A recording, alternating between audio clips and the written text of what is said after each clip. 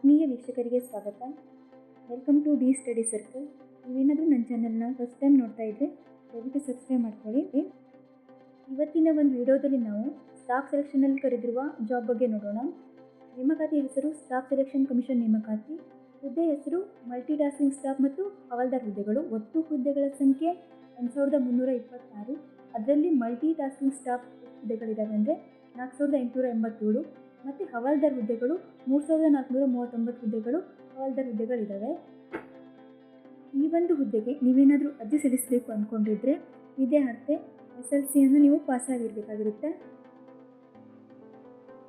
ಈ ಹುದ್ದೆಗೆ ವಯೋಮಿತಿ ಕನಿಷ್ಠ 18 ವರ್ಷಗಳಾಗಿರಬೇಕಾಗಿರುತ್ತೆ ಮತ್ತು ಗರಿಷ್ಠ ವಯೋಮಿತಿ 27 ವರ್ಷಗಳಾಗಿರಬೇಕಾಗಿರುತ್ತೆ. ಈ ಹುದ್ದೆಗೆ ನೀವು ಅರ್ಜಿ ಸಲ್ಲಿಸಬೇಕು ಅಂದ್ಕೊಂಡಿದ್ರೆ ಅರ್ಜಿ ಶುಲ್ಕ OBC ಮತ್ತು ಇತರೆ ಅಭ್ಯರ್ಥಿಗಳಿಗೆ 100 ರೂಪಾಯಿ ಇರುತ್ತೆ. SC, ST ಮತ್ತು PW ಅಭ್ಯರ್ಥಿಗಳಿಗೆ ಯಾವುದೇ ಅರ್ಜಿ ಶುಲ್ಕ ಇರುವುದಿಲ್ಲ ಮತ್ತು ಮಹಿಳೆಯರಿಗೂ ಕೂಡ ಯಾವುದೇ ಅರ್ಜಿ ಶುಲ್ಕ ಇರುವುದಿಲ್ಲ. ಇದರಲ್ಲಿ ಈ ಒಂದು ಹುದ್ದೆಗೆ ನಿಮಗೆ ವೇತನ ಯಾವ ರೀತಿ ಇರುತ್ತೆ ಅಂದರೆ ತಿಂಗಳಿಗೆ 15,000ದಿಂದ 22,000ವರೆಗೂ ಪೇಮೆಂಟ್ ಇರುತ್ತೆ.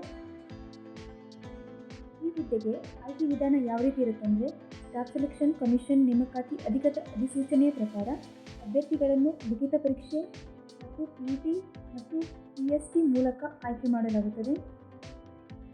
ಇದನ್ನು ಒಂದು ಎಕ್ಸಾಮ್ ಮಾಡಿ ನೀವೇನಾದರೂ ಅದರಲ್ಲಿ ಆಯ್ಕೆ ಆದರೆ ನೆಕ್ಸ್ಟ್ ನಿಮ್ಮನ್ನು ಸೆಲೆಕ್ಟ್ ಮಾಡ್ತಾರೆ.